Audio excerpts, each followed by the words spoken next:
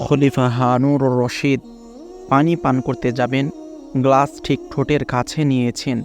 এমন সময় হজরত বাহলুল রহমাতুল্লাহি আলাইহি বললেন, আমিরুল মুমিনিন, একটু থামুন। পানি পান করার আগে আমার একটি প্রশ্নের উত্তর দিয়ে যান। খলিফা বললেন, বলো, কি জানতে চাও? বাহলুল রহমাতুল্লাহি আলাইহি বললেন, মনে করুন আপনি প্রচণ্ড তৃষ্ণার্ত হয়ে এমন মাঠে আছেন বা এমন জায়গায় আছেন যেখানে পানি নেই, পিপাসায় আপনার প্রাণ ওষ্ঠাগত। এমন অবস্থায় আপনি এক গ্লাস পানির জন্য কতটা মূল্য ব্যয় করবেন? খলিফা বললেন, যেহেতু পানি না পেলে আমার মৃত্যু হবে, তাই আমার পুরো সম্পত্তিও ব্যয় করে দিতে পারবো। হজরত বাহলুল রহমাতুল্লাহি আলাইহি বললেন, ঠিক আছে, এবার বিসমিল্লাহ বলে পানি পান করেন। খলিফা পানি পান করলেন।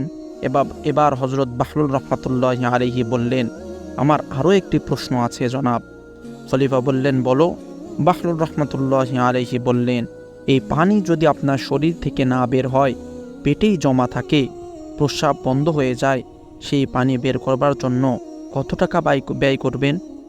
প্রস্রাব বন্ধ হলে তো আমি সহ্য করতেই পারবো না, মারা যাব।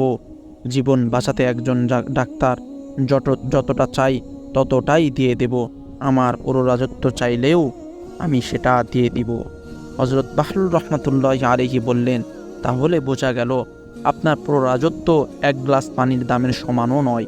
মাত্র এক গ্লাস পানি পান করতে বা বের করতে আপনি পুরো রাজত্বও দিয়ে দিতে চান।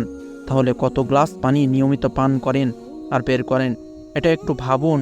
আর এই নিয়ামত যিনি দিয়েছেন তার শুকরিয়া আদায় করেন। আল্লাহ পাক রব্বুল আলামিন সূরাত ইব্রাহিমের 34 নম্বর আয়াতের ভিতরে ইরশাদ করেছেন, ওয়া ইন তাউদ্দু নি'মাতাল্লাহ লা তুহসুহা। হে আমার বান্দারা, তোমরা যদি আমার নিয়ামতের শুকরিয়া আদায় করা তো দূরের কথা, নিয়ামতগুলো যদি দুনিয়ার ভিতরে যত নিয়ামত দান করেছি সেগুলো যদি গণনা করতেও চাও, তবুও তোমরা কশ্চিনকালে পারবে না। এজন্য আমাদের প্রত্যেকটা মানুষের জন্য উচিত যে সর্বদাই আল্লাহ পাক রব্বুল আলামিনের যত নিয়ামত রয়েছে সমস্ত নিয়ামতের কৃতজ্ঞতা জ্ঞাপন করা, বেশি বেশি আল্লাহ তাআলার আনুগত্য করা। আল্লাহ পাক রব্বুল আলামিন আমাদের সকলকে তৌফিক দান করেন। আমিন ইয়া রাব্বাল আলামিন।